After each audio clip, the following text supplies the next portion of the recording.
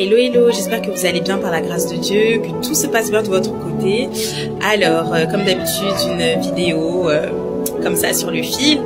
Alors, en fait, c'est marrant parce que, genre, il y a 3 minutes, je commençais un peu à stresser. Je me disais, mais Seigneur, de quoi je vais leur parler? Enfin, je sens que tu veux que je parle, mais je vais parler de quoi et tout.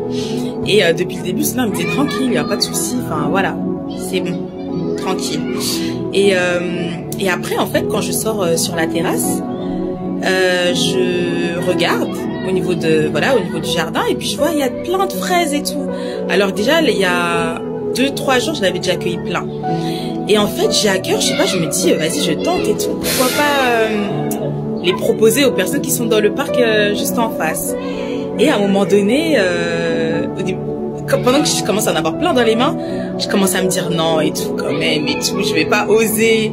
Et moi je me suis dit non, tranquille et tout, pourquoi pas, why not. Et du coup ben j'ai demandé, j'ai dit voilà, excusez-moi, voilà, j'ai plein de fraises et tout dans mon jardin, est-ce que ça vous dirait?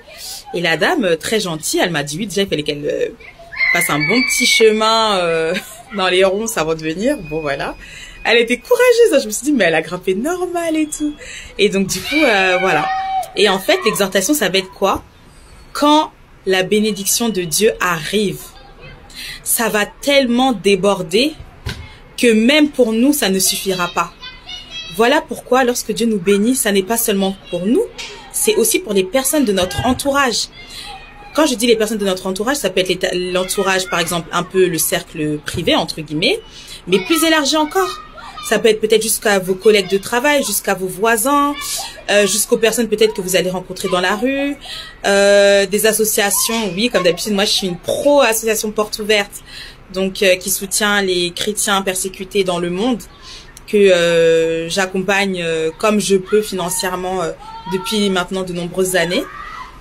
Et parce que les persécutions sont réelles, les persécutions augmentent. Et si on regarde avec la révélation du Saint-Esprit, on peut se rendre compte que finalement, là où il y a des grosses persécutions, c'est là où il y a des chrétiens ou des juifs, voilà, des hébreux. Et donc du coup, voilà, c'était ce que j'avais à cœur de partager avec nous. Et en fait, je sais pas pour vous, mais moi, je sens dans mon cœur, mais d'une manière tellement forte, que le mois de juin ne sera pas comme les autres mois de juin. Je sens que ça va être un mois de provision, un mois où le Seigneur va nous bénir avec exagération. Et je prie vraiment que ce soit votre cas aussi dans le nom de Jésus-Christ, parce que oui, c'est vrai, on est béni. Oui, on reçoit des prophéties. Oui, on reçoit des paroles. Oui, lors des cultes, on entend des sermons vraiment qui nous impactent, qui nous édifient et qui nous parlent en fait de la gloire de Dieu à venir dans nos vies. Mais il y a un temps aussi où les écluses des cieux s'ouvrent et où la bénédiction devient palpable. On peut la toucher, on peut la voir. Et moi, personnellement, pour ma vie, je sens que c'est ça. Je sens que je suis dans cette saison-là. Et je sens que je ne suis pas la seule. Donc voilà, c'était une exhortation pour nous, pour qu'on se dise que voilà, quand Dieu nous bénit, qu'on puisse aussi bénir les autres personnes et que le Seigneur va nous bénir de manière exagérée. Pourquoi? Pour ne pas qu'on puisse garder ça seulement pour nous. Donc voilà, que Dieu vous bénisse. J'arrive tout de suite.